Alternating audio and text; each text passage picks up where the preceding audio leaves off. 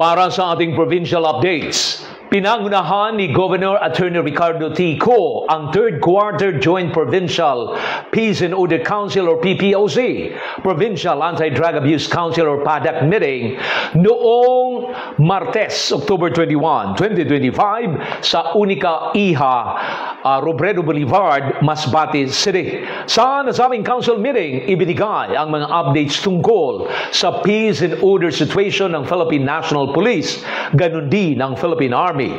Ang situation update sa anti-illegal drugs mula naman sa Philippine National Police at Philippine Drugs Enforcement Agency or PDEA. Ayon pa sa PDEA, ang bayan lamang ng Cauayan, Milagros at Placer ang tinatawag na drug-free municipalities.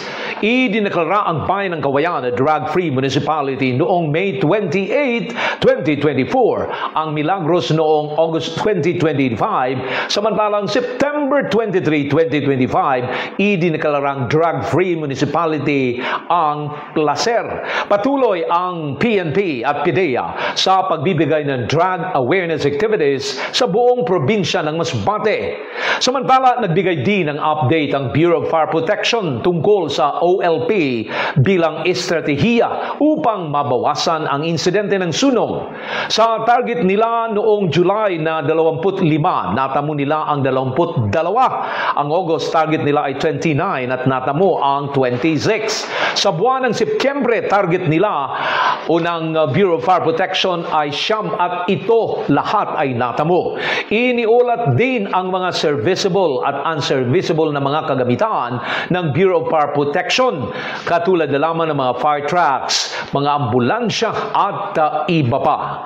Samantala, iniulat din ng Department of Education ang mga intervention plans tungkol sa mental health psychological support services, ang orientation sa iba't ibang DepEd orders sa layuning mabigyan ng kapangyarihan o ma-empower ang mga mag-aaral, ganun din ang mga teachers at non-teaching personnel, ang stakeholders convergence para sa pagsulong ng seguridad para sa paaralan at pamayanan. Pinag-ibayo rin ng Department of Education ang earthquake drills sa mga paaralan upang magkaroon ng kahandaan ng lahat at maging ang fire drill.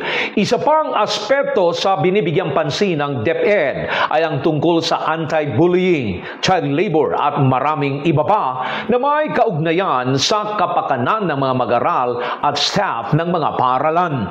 Nagbigay ulat din ang amnesty program ng Local Amnesty Board Representative.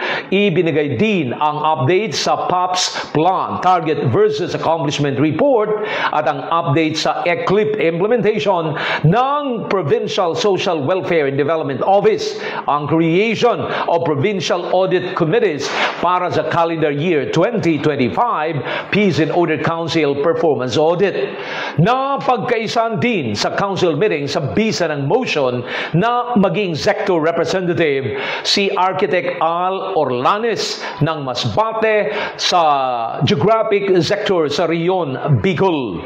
Samantala, nagpasalamat si Governor Attorney Ricardo Co sa lahat ng ahensya ng gobyerno, iba't ibang sektor at individual sa ibinigay na suporta nila sa mga biktima ng bagyong Opong.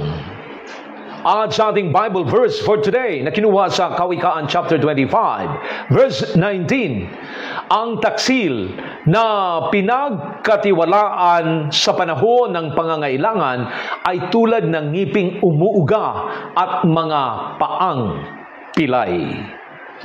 Kasama ko ang PIO News Team sa pangalan ng Provincial Government ng Masbate in the service of Masbateños.